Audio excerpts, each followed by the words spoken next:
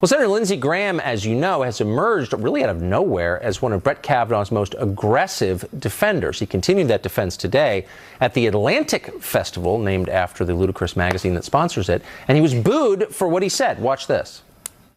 I'm the first person to say, I want to hear from Dr. Ford. I thought she was handled respectfully. I thought Kavanaugh was treated like crap. Yeah, well, boo yourself. Here's what All right. Look, I'm going to ask you to please be respectful of this conversation so we can have the conversation. That's right. I have nothing. I really believe that Brett Kavanaugh is not a gang rapist, a sexual predator, or a stumbling, bumbling drunk. I really believe that, and I don't care whether you believe it or not.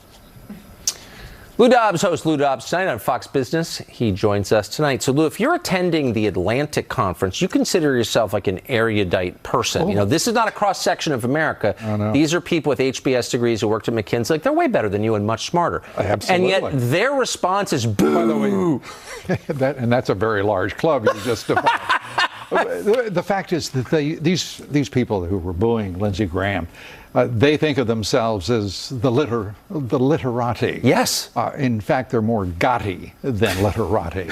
And the further truth is they're ill-mannered sops, and many of them just outright ideological hacks. So I have no idea how they got the idea that this was some sort of festival, unless they're celebrating their inadequacy to chronicle our times and to enlarge our minds. It is a farce. Do you think if Creepy Porn Lawyer had been up there on the stage, it would have been perfect. Eyes too close together and the whole thing, do you think they would have booed him?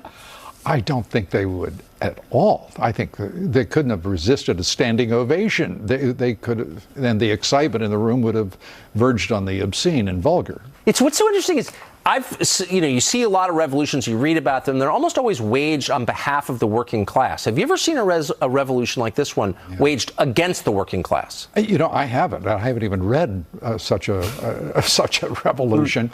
And these people are not revolutionaries. They're far too orthodox. They're far too mediocre in their own imaginings. And frankly, they can't escape themselves and their base, crass, and yes, vulgar obsessions. These are people completely consumed by grievance, by identity and group, to the point that they have lost any sense of individual responsibility or individual right. They're authoritarian to the point of being not socialist, communist. They want to be Marxist. They want to be fascist. And by the way, their desires are coming true. What they are doing is ignoring truth, ignoring values, ignoring any sort of fidelity to decency. And what they have become is frankly unspeakably ugly and awful and threatening to the very republic. How did so many unimpressive, small-minded people make so much money and get so much? Somebody needs to study this. We're unfortunately out of time. Will you write a book on that? Because I will read every word of it. Will you let me have all of the advance on it and everything? I don't know. I don't know if there's a market for it. I'd buy it. I'll take up the assignment. Thanks so much. Great to see you, Lou. Thank you. Great to see you, Tucker.